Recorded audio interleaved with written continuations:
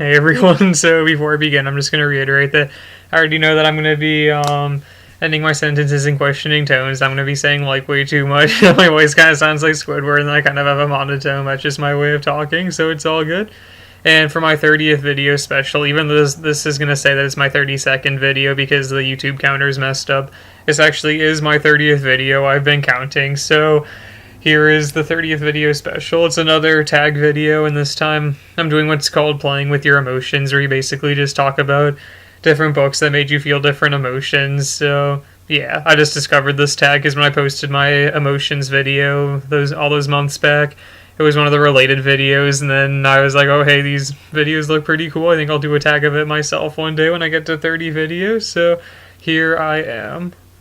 Alright, now the tag says you have to pick like one book for each like emotion that it makes you feel, and then an explanation of why. So now, after that long introduction, I'll start.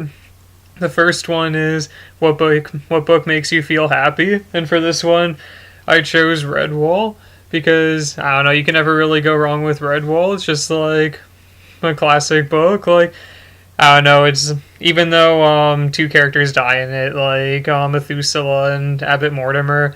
Overall, the book's really like happy-go-lucky, I'd say, and it's about cute animals. So yeah, good book, and it just like makes me feel happy rereading it since I've already read it like 15 times, and it brings back pleasant memories of back in middle school when I was like reading it for the first time.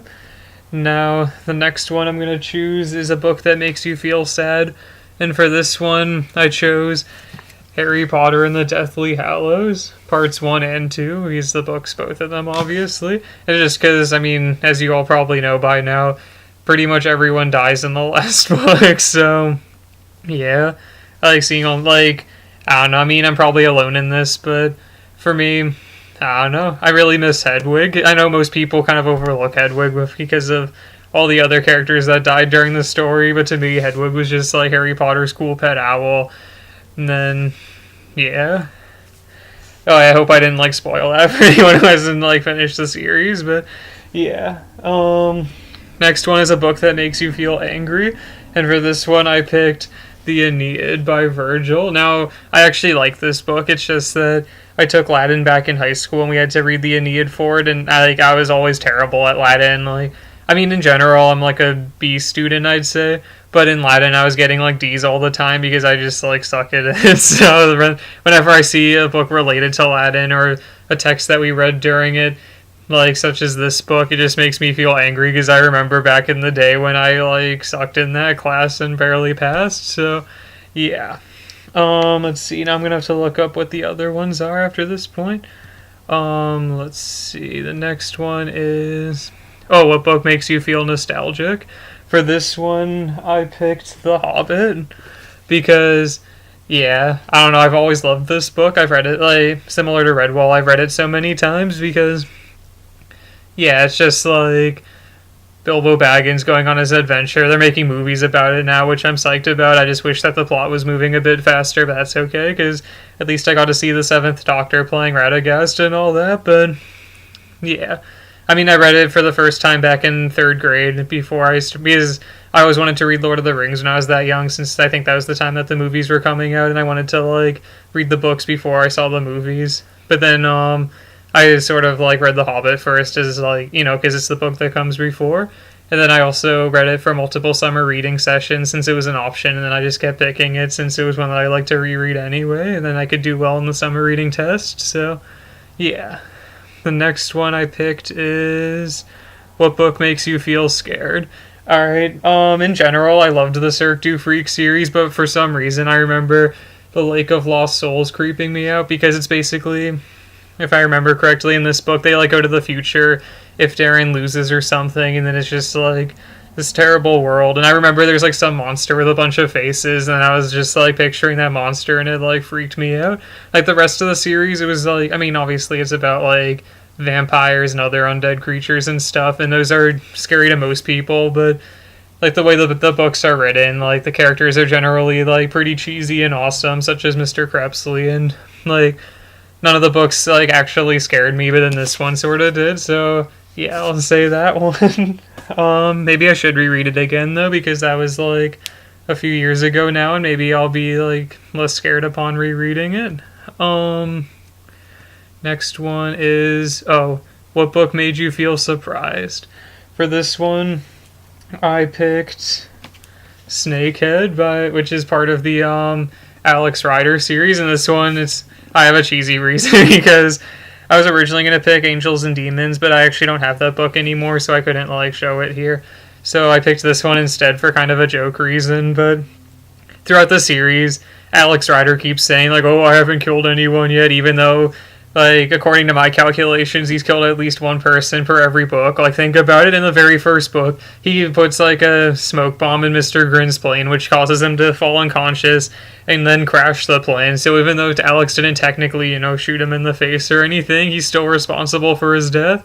Then in the second one, I forget the bad guy's name, but he, like, jumps off of a snowmobile, which crashes into the bad guy's helicopter and causes it to, like, blow up, and I'm pretty sure that's killing someone. The third one, he throws Conrad into that metal thing and causes him to break his spine and die, so I'm pretty sure that counts too.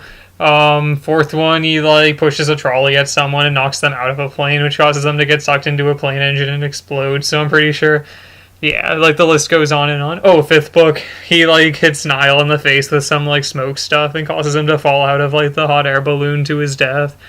So, yeah, this book, Alex is still claiming, like, "Oh, I haven't killed a single person yet, I'm the best spy ever," but clearly his murder count is atrocious, and it's a surprise that he's still denying that he's killed people. But alright.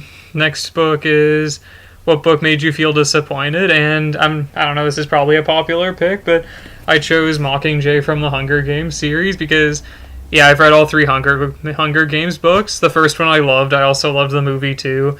And I'm looking forward to the sequel. Catching Fire. Yeah, the book, I liked it almost as much as the first one. I mean, I have like a slight preference for the first one, but I still loved Catching Fire. It was really awesome. And then this one, I mean, it was like well written, but at the same time, I was hoping for a more like epic conclusion to the trilogy. Like, Katniss went insane.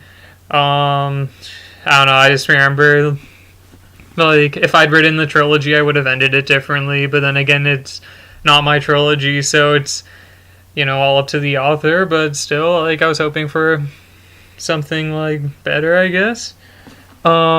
Next one is, what book makes you feel distressed? And for this one, I picked my high school yearbook. No, I'm just kidding.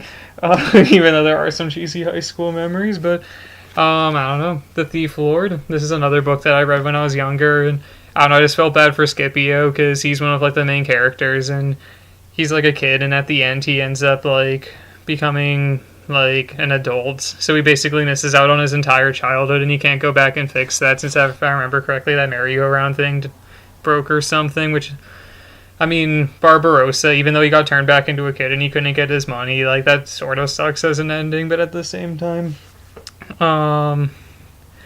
yeah, he basically has his lifespan extended, which is, like, kind of good for him, while Scipio's had his shortened by a lot, and he misses so many years that he could have been enjoying himself and learning about the world. And finally, I gotta wrap this up. What book made you confused? And this one, you can't even see the title on it anymore, but in one of my English classes this last semester, we had to read a book called Delirium, which is about, all about, like, this lady named Augustina who's, like, delirious, and the book's sort of supposed to make you feel like you're delirious by sort of, like, jumping between people's perspectives and not really telling you, like, who's speaking when and stuff, so that sort of confused me, and yeah, so that's pretty much it. If you haven't read any of those books, I would highly recommend, like, all of them, I think, except my high school yearbook, but, yeah, so, yeah, that's pretty much it. I hope you all had a good week, and peace.